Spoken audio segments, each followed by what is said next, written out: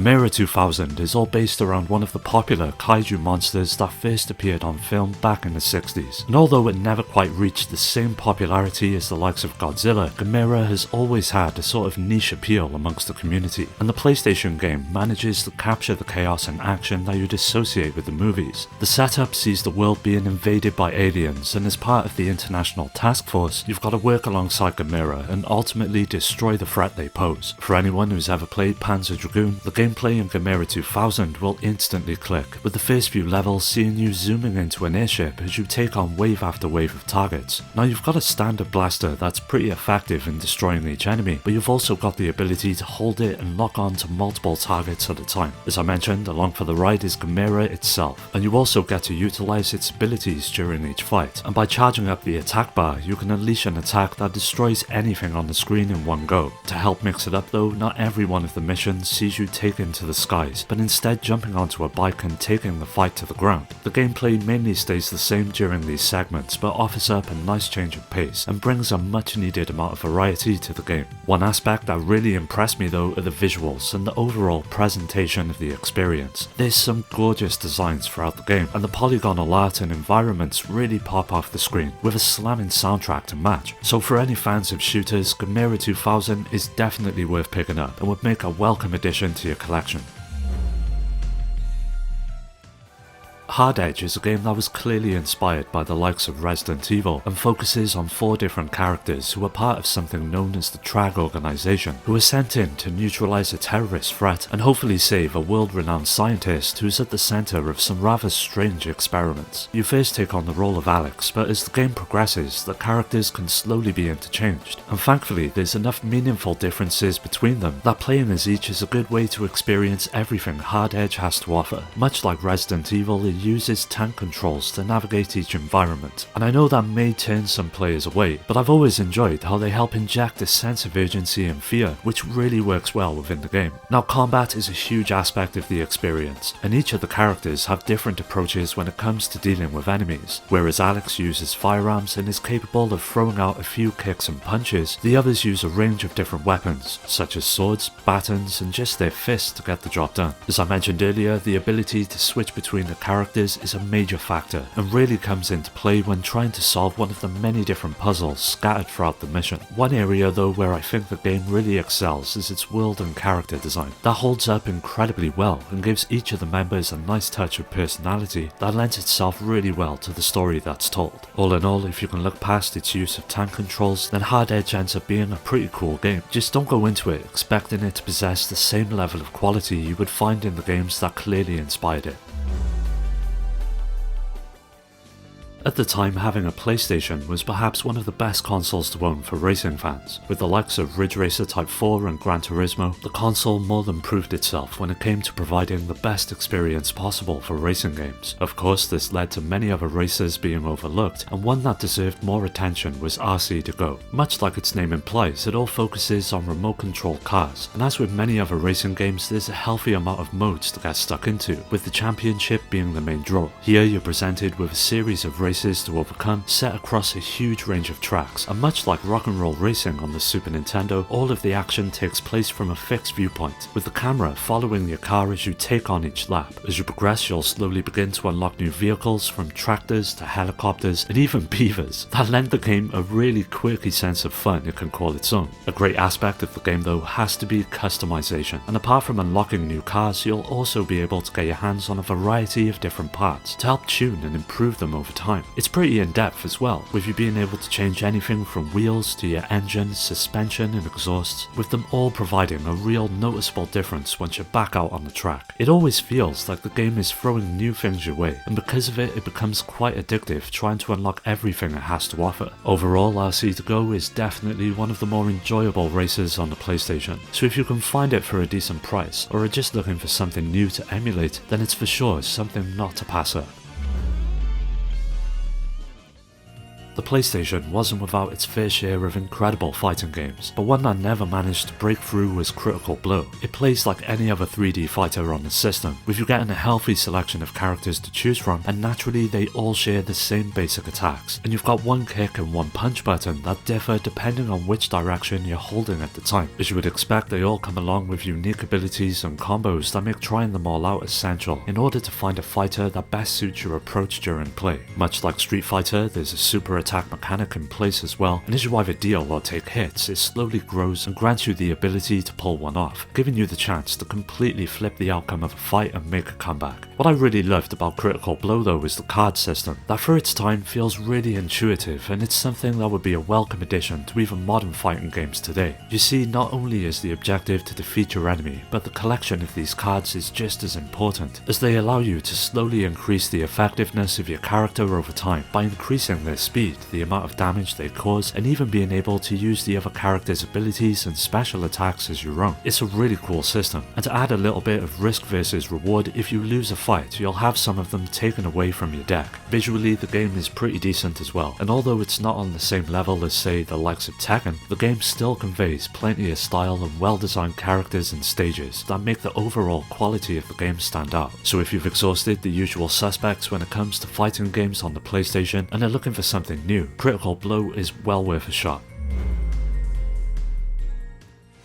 There were plenty of run and gunners on the PlayStation, from big hitters like Metal Slug to lesser known gems like C12, but one of my favourites that never really gets talked about is Gunner's Heaven. It all centres around two characters, Axel and Ruka, who both travel the world in the hopes of finding valuable items, and one day they hear of rumours surrounding a powerful and mysterious stone that they instantly jump on to try and get. There's one minor issue though, as a terrorist organisation has also heard these rumours and wants to use the stone to plunge the world into chaos. This is where the game begins, and like many in the genre, you've got to make your way through a range of levels, with the difficulty slowly escalating as you take on waves of enemies and different bosses. Both Axel and Ruka have their own unique characteristics that make playing as each one slightly different, with one being able to move a bit faster and attack from further distances, whilst the other is far more destructive, but to be honest, the differences don't make too much of a change to the actual gameplay, thanks to the smooth and dynamic controls. Controlling both of them feels incredibly responsive, an absolute must for this type of game, and when you come up against one of the many different types of enemies, it's easy to dodge their incoming attacks and position yourself to deliver your shots. This is on full display in one of the several boss fights that really see the gameplay at its best, with each of them feeling like a puzzle to overcome within themselves. But there was one thing that really disappointed me, and that's the absence of a two-player mode that feels like a bit of a no-brainer that would have elevated the game even further. Apart from that though, if you're on the lookout for a quality shooter, then Gunner's Heaven will be right up your street.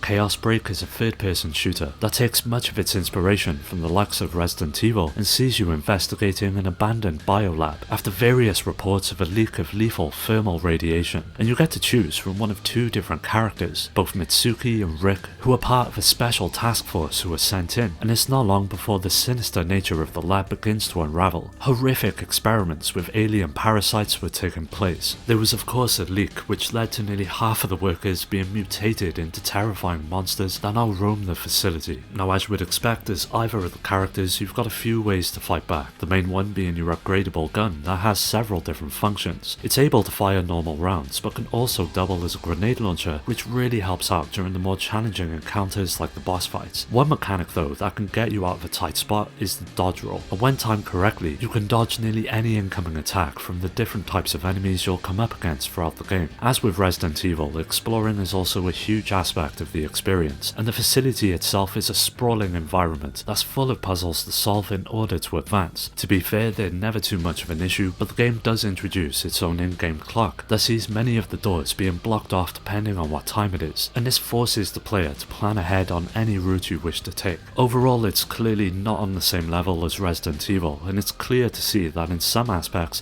it's nothing more than a shameless rip-off, but it's still a great game to play through, especially if you're fond of the earlier releases in the RE series. Side-scrolling shooters were one of the PlayStation's strengths, with many incredible shooters appearing on the system from the likes of Iron Hander to R-Type. There was clearly no shortage of options when it came to fans of the genre looking for something to enjoy. Gappy X though is one game that didn't make it outside of Japan until recently, and is by far one of the best of its kind on the console. The game focuses on 3 different pilots who each combine their ships to form the ultimate fighting machine known as the Gappy X. In terms of gameplay, it ends up being a pretty standard approach to the genre, but with a few tricks up its sleeve that help it stand out from the others. The main one is how it conveys its story, and it all plays out like an old school anime as you work through what feels like a season of a TV show with completely hand-drawn cutscenes to go along with it. The gameplay though is where Gappy X really shines, and as with most shooters, you've got a nice selection of weapons and abilities to stay in the fight. It's all based around the 3 different forms that offer different ways to tackle enemies, from faster movement speed to a higher amount of power or a happy medium between the two. Each of the forms have a standard shot which can be charged up, as well as a secondary weapon and a screen clearing special attack that really comes in handy during the more chaotic moments in the game, helping to pad out the experience and add a bit of replayability of the branching paths throughout the story that bring along different endings and unlockables that make multiple playthroughs a great idea. It was recently announced that the game will be making a comeback for modern systems, but if you're looking to play it right now, the PlayStation version still holds up. Puli Ruler is easily one of the weirdest games that ever released on the PlayStation, and is essentially a side-scrolling beat-em-up that throws you into the role of either Zack or Mel, where you're met with what can only be described as a surreal adventure that ends up being quite a lot of fun due to just how odd the game can be. Now the story is equally as bizarre and revolves around Zack and Mel having to save their hometown after a villain hijacks a time machine that makes everything from the past, present and future converge together. As with any other beat-em-up, you've got to make your way through a range of different levels that each have their own obstacles and enemies to overcome. Playing as either Zack or Mel, you're given a magical staff that's your main means of dealing with the enemies, but in terms of mechanics there's not much more to it than that, which does mean that it can become quite repetitive. But what helps it bounce back is the sheer insanity of the scenarios that you'll find yourself in. To complement it all, in an area where Puli Ruler really excels is with its visuals. The sprite work on display is simply incredible, and it all goes hand in hand with the over-the-top nature of the game, with each enemy being meticulously designed and full of life with different animations that give the game its unique look and style. The same can be said for the stages themselves, and with the timeline being all over the place, they vary wildly. But where the game is at its best is during the boss fights that are just stupidly fun and feel like they were designed during someone's fever dream. Even though its gameplay is quite basic, Puli Ruler is still a great beat 'em up to make your way through. So if you're looking for something that's a bit different from the norm, then definitely check this one out.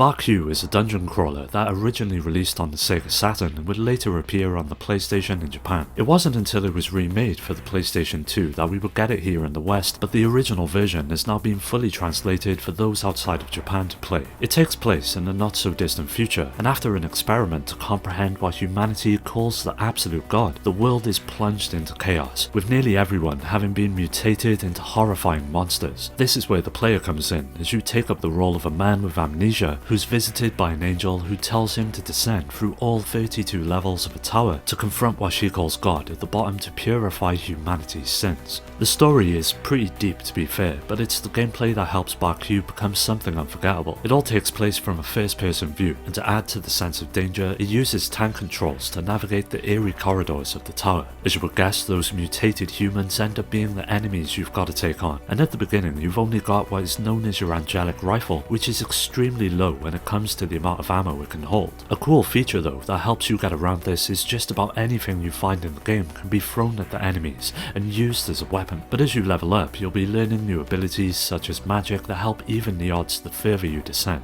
If you die though, you lose all of your progression and must start over, but there is a way to save certain key items to carry over to your next run that does offset the difficulty a bit. Ultimately, if dungeon crawlers are your thing, BBQ will not disappoint.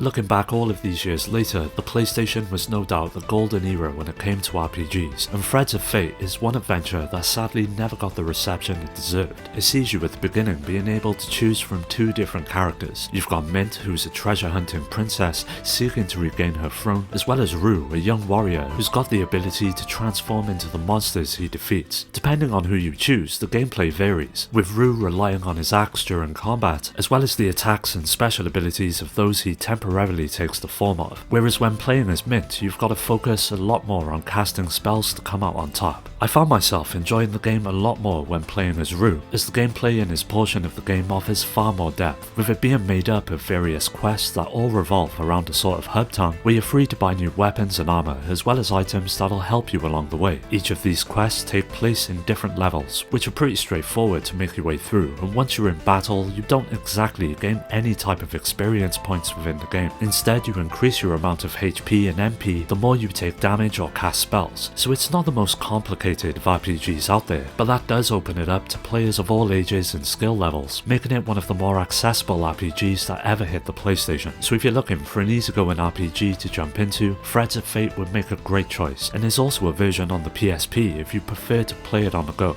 Well, that does it for today's video. Keep an eye out for the next one, so don't forget to subscribe and hit that bell to get notified. You can follow me on all of the socials which are linked below, and also join my growing community on Discord to meet many like-minded gamers to continue the conversation with. I'd like to give a special shout out to my Patreon supporters who are on screen now for their continued support that helps make these videos possible. If you're interested in joining the Discord or supporting the channel through Patreon, you'll find all of these links down below. Thanks for taking the time to check the video out. I'll see you next time.